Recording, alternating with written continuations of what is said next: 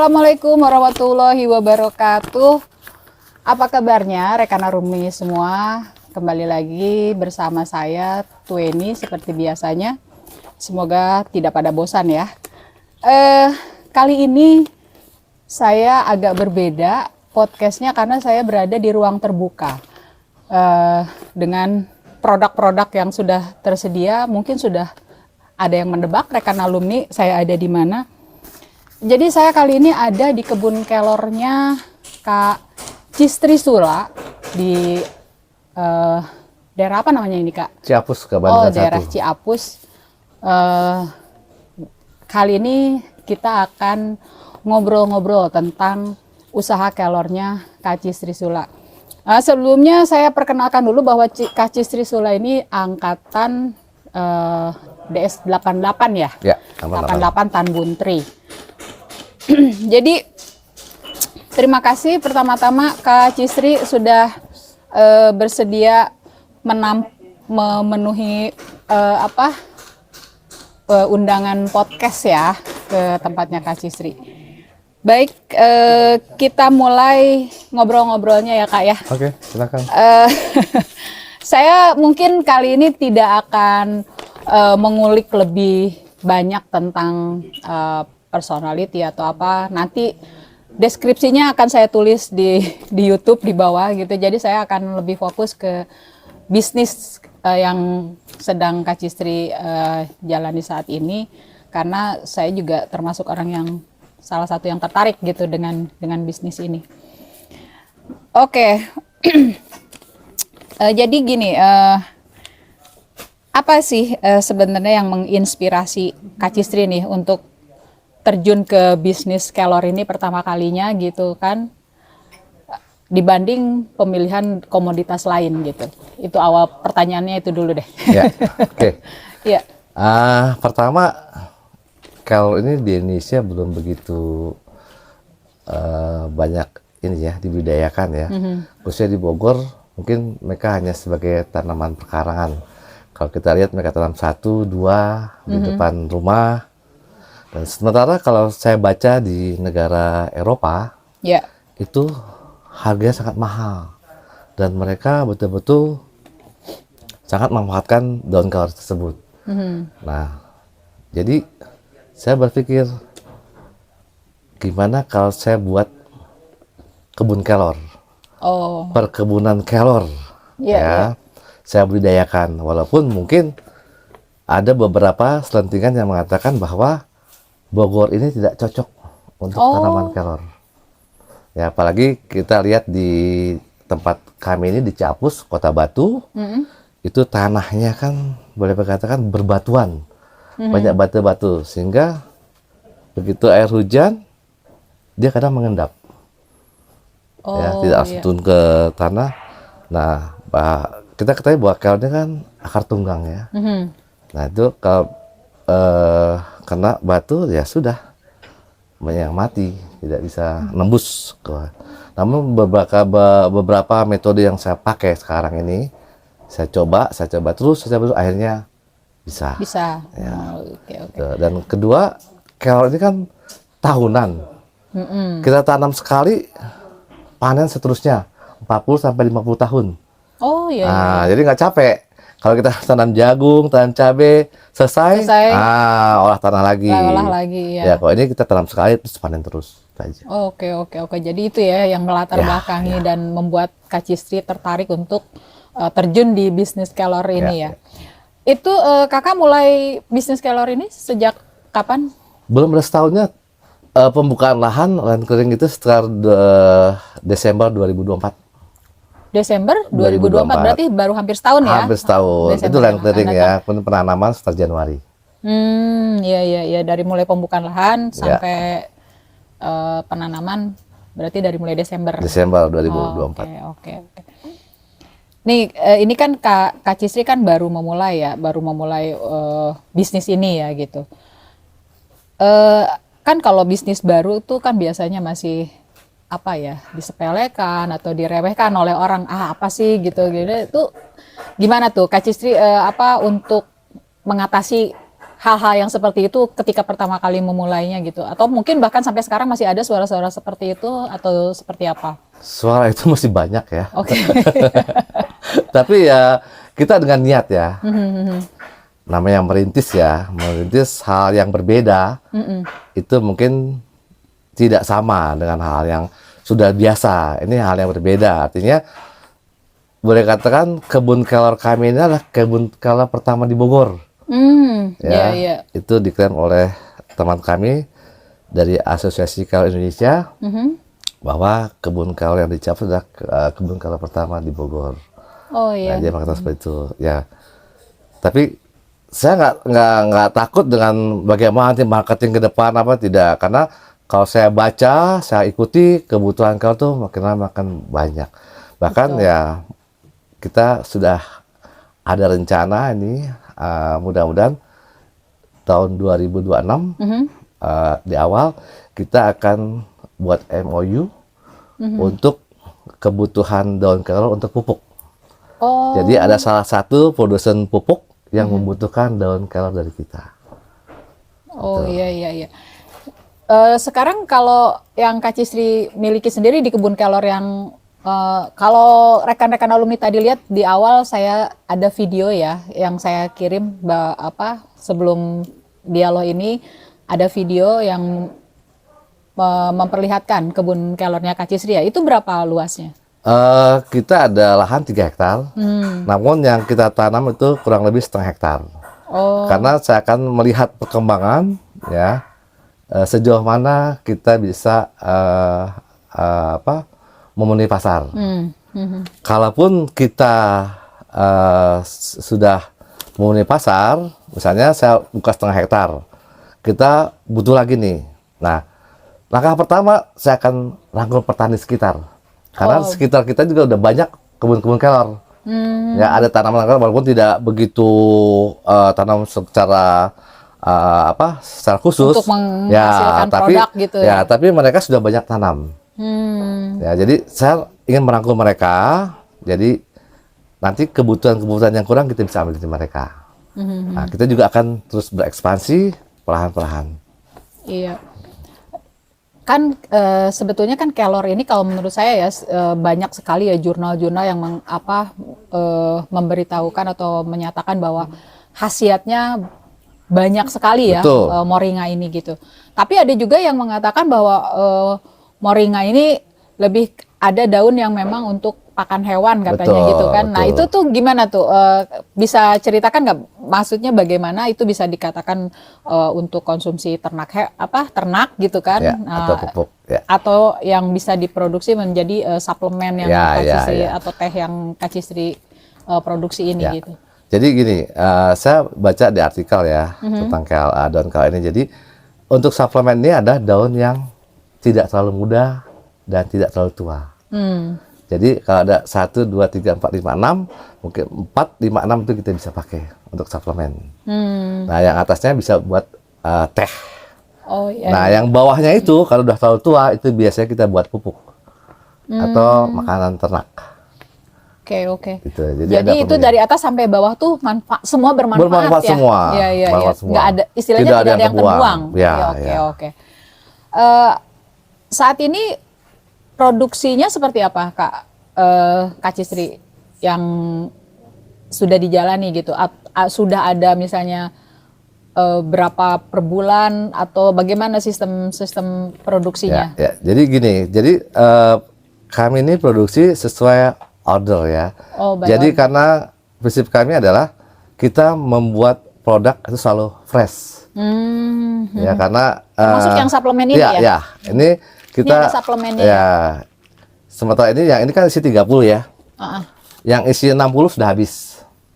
Jadi karena belum ada order, jadi kita nggak buat.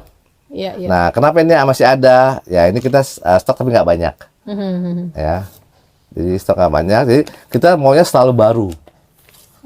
Iya. Jadi baru kita kirim, baru kirim.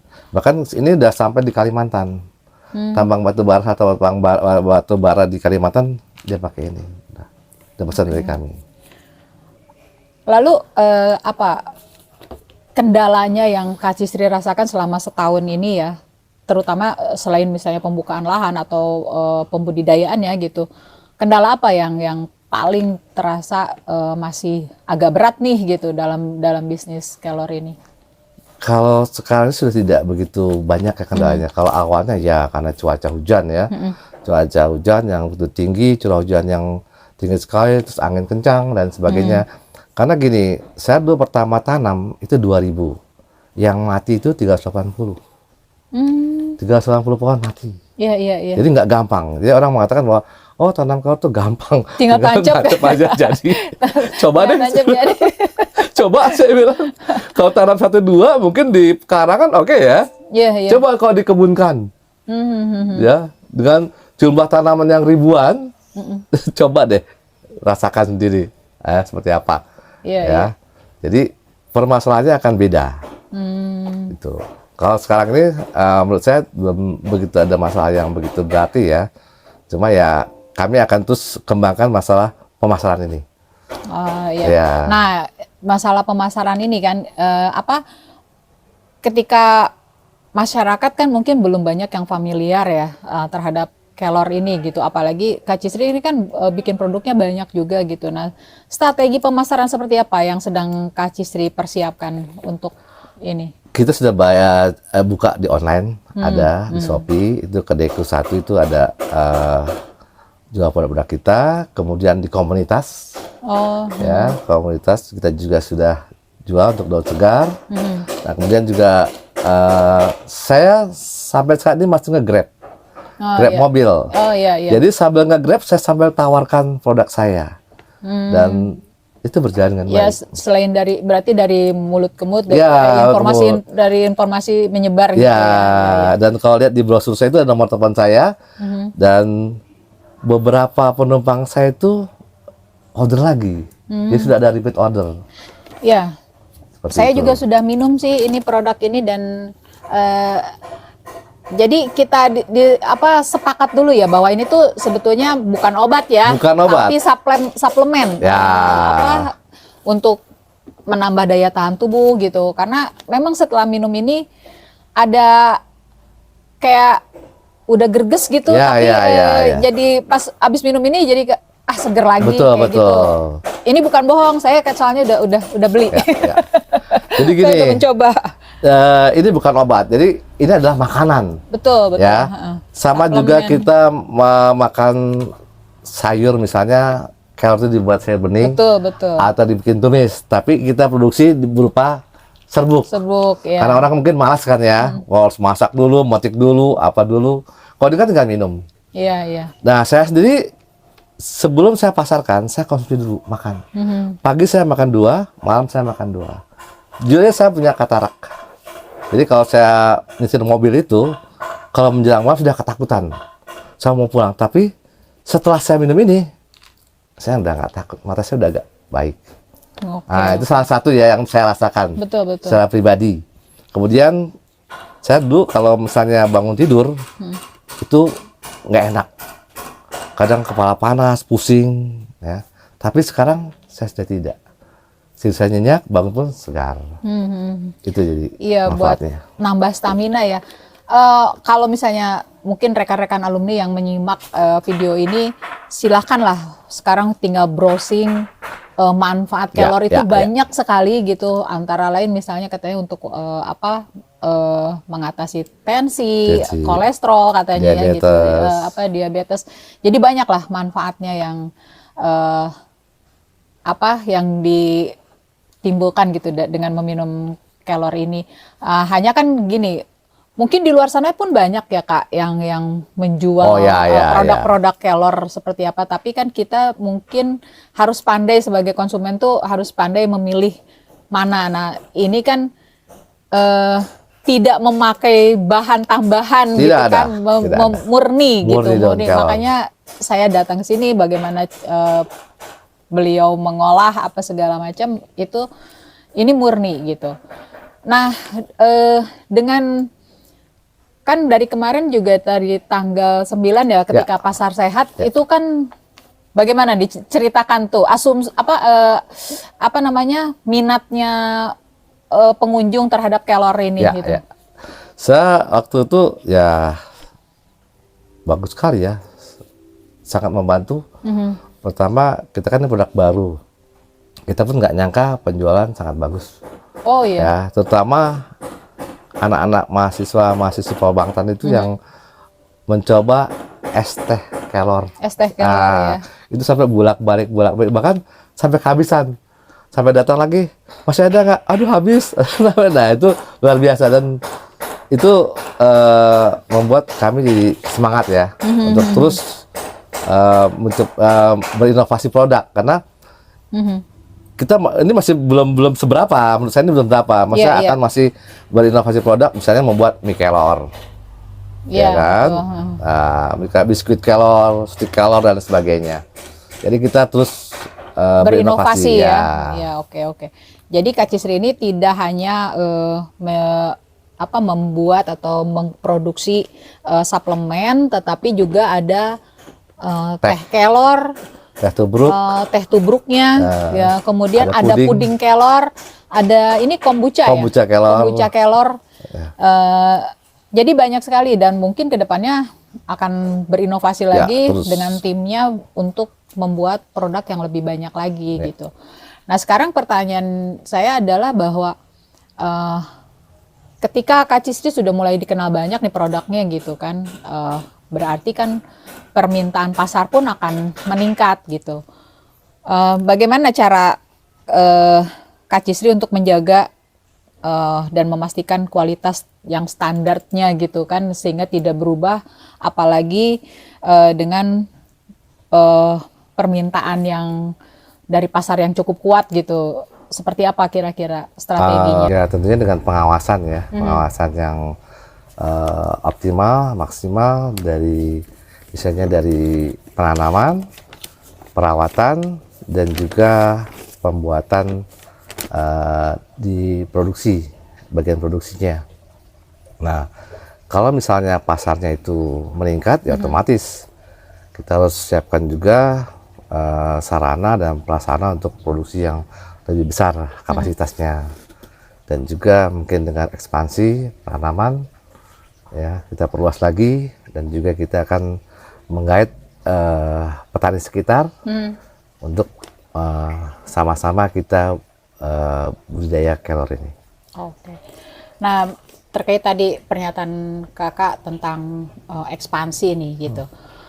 Ada nggak kemungkinan untuk misalnya bekerja sama, melakukan kerjasama? Nah, karena kita kan ini dalam lingkup HIMNI ya, gimana nih? Misalnya saya beri kesempatan nih ke Kak Cisri untuk misalnya ada beberapa alumni yang misalnya memiliki lahan atau seperti apa gitu untuk perluasan kebun kelor ini. Kira-kira kerjasamanya seperti apa yang akan Kak Cisri perkenalkan untuk? Pasti ya. Pastinya kalau memang nanti di anggota HIMNI ini ada yang punya lahan dan permintaan kami sangat besar, dan kami istilahnya kewalahan untuk memenuhi pasar, ya kami persilahkan untuk membuka perkebunan kelor ini.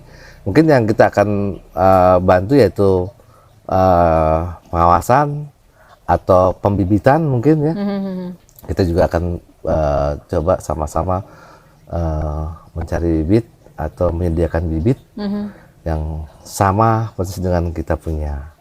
Jadi kesempatan ini masih terbuka lebar ya, terutama untuk anggota HIMNI yang misalnya ingin budidaya kelor, sementara saya sendiri kekurangan bahan baku misalnya. Ya monggo silahkan, nanti kita yang tampung atau nanti kerjasama.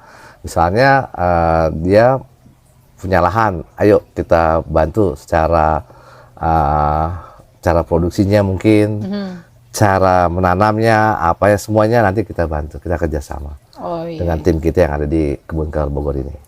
Jadi peluangnya begitu luas ya? Oh sangat luas, sangat luas ya. Sangat luas. Jadi sekedar sebagai informasi gitu kepada rekan-rekan alumni semua yang mungkin memiliki lahan atau apapun, bisa bekerja sama mungkin nanti dengan Kak Cisri.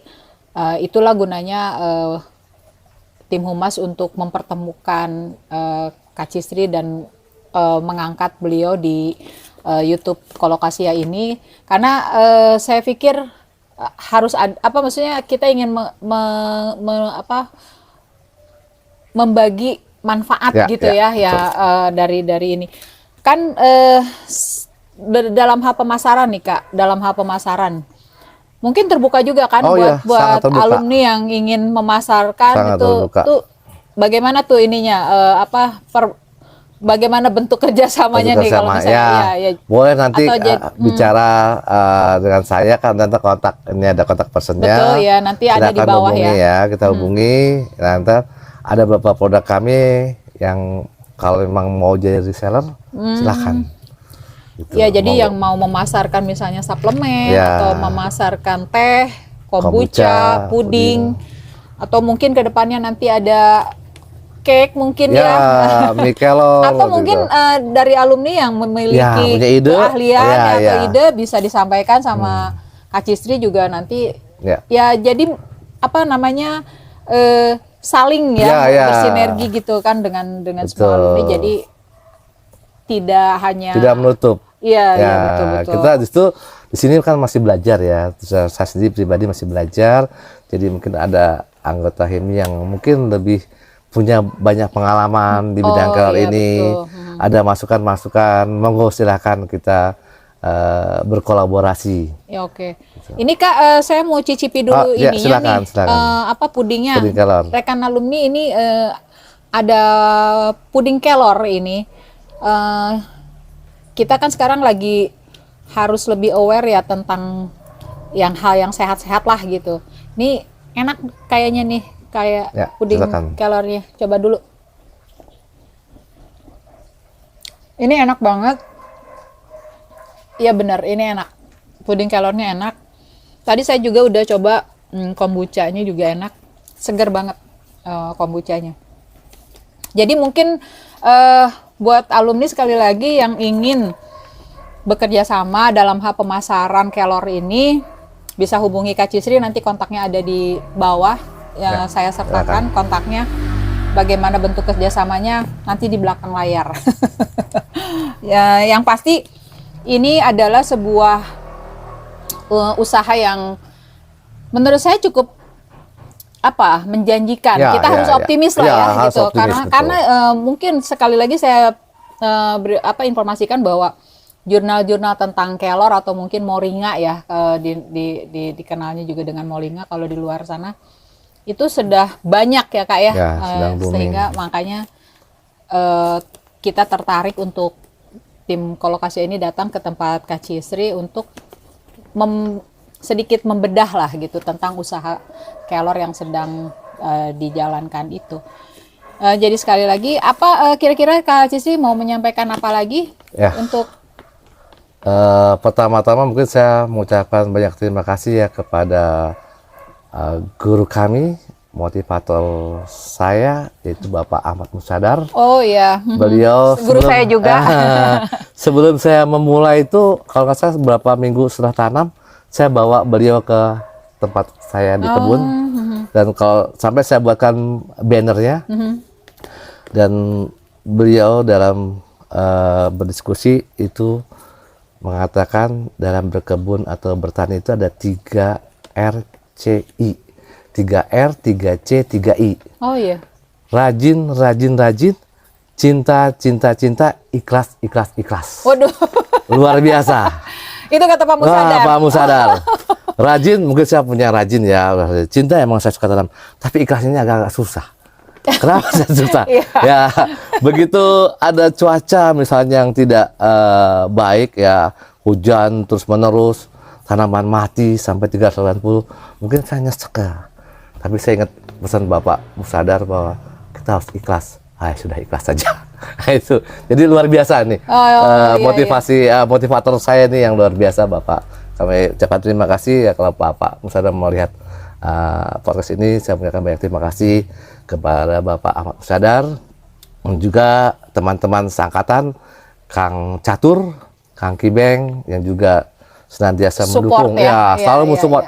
Dua orang ini luar biasa yang mempersatukan Tan Buntri ini, mereka berdua itu luar biasa. Juga Kang Mukmin, Ade Sisna, dan lainnya yang tidak saya bisa sebut satu persatu. Jadi saya mengucapkan banyak terima kasih. Dan saya minta kritik dan saran untuk kemajuan usaha saya ini. Saya tidak menutup untuk kritik dan saran. Silakan. Okay.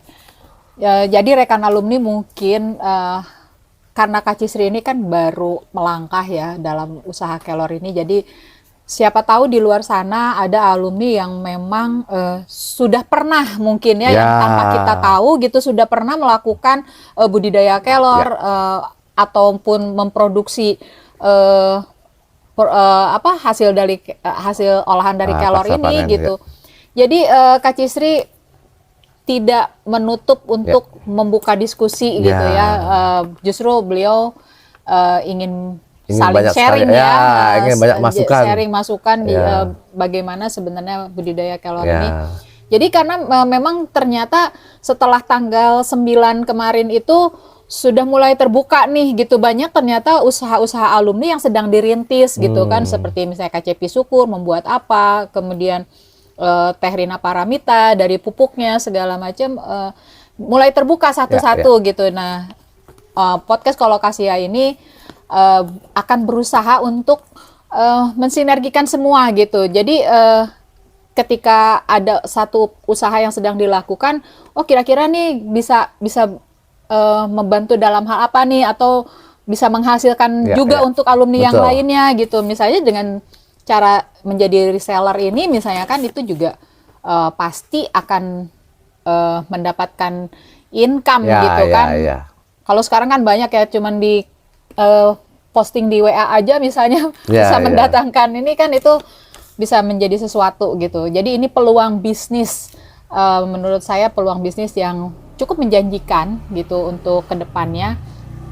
Karena ini produknya banyak gitu, ada minuman, ada puding, ada suplemen, ada teh, dan ini harganya pun masih bisa terjangkau. Semuanya di bawah 100 ya. Di bawah 100.000 harganya semuanya gitu. Kalau ini di bawah 20.000 malahan. Jadi masih bisa terjangkau, tapi dengan kita jadi sehat gitu loh.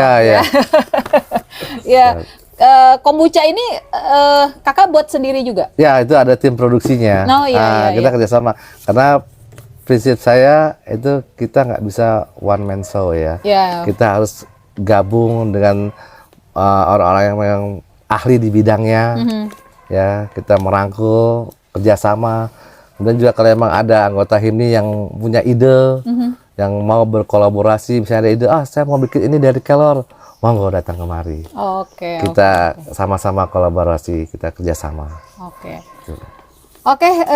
Sebagai pertanyaan penutup nih Kak, ini saya dari tadi kan tidak memberikan pertanyaan tentang personalitinya Kak Cisri ya. Sebagai pertanyaan penutup, jika saya meminta Kak Cisri mendeskripsikan seorang Cisri, Cisri Sula adalah seorang yang pekerja keras. Hanya itu, luar biasa. Jadi rekan-rekan alumni sekalian, demikian pembicaraan saya atau ngobrol saya dengan Kak Cisri Sula di Pojok Kolokasia ini, di mana saat ini beliau sedang merintis usaha kebun kelor ya, dengan segala hasil olahannya. Jadi beliau, tadi kita mengenal beliau katanya seorang pekerja keras gitu. Sedikit saja mungkin yang bisa saya perkenalkan kali ini tentang Kak Cisri. Kalau misalnya mau lebih jauh, silahkan menghubungi kontak nanti yang ada di deskripsi tentang Kelor dan segala bisnisnya. Yang pasti semoga ini bisa menjadi jalan usaha bagi orang-orang yang menyimak, yang untuk mendapatkan penghasilan lah gitu ya dari penjualan ini, kerjasamanya seperti apa. Mudah-mudahan ini bisa membawa rezeki bagi semua. Gitu. Amin. Sekali lagi terima kasih Kak Cisri atas waktunya dan juga jamuannya hari ini, karena saya diberikan makanan-makanan sehat hari ini yang menyehatkan. Ada suplemen, ada puding Kelor gitu, dan ini semuanya tidak terasa obat gitu. Jadi memang seperti makanan, dan memang ini bukan obat ya, sekali lagi bahwa ini adalah suplemen. Sekali lagi terima kasih. Jika demikian rekan alumni sekalian, saya tutup podcast kali ini dengan mengutip seorang kakak kelas yang mengatakan bahwa kita harus terus bergerak gitu. Jadi kita tuh tidak bisa diam sebagai manusia. Jadi jika kita gagal bangun. Jadi teruslah bergerak gitu. Sebagai manusia kita harus terus untuk bergerak. Demikian saya akhiri podcast kali ini bersama Kak Cisri. Saya Tueni dan Kak Cisri Tula pamit dari Pojok Alakasia. Wabillahi taufiq wal hidayah. Wassalamualaikum warahmatullahi wabarakatuh. Sampai jumpa di podcast berikutnya.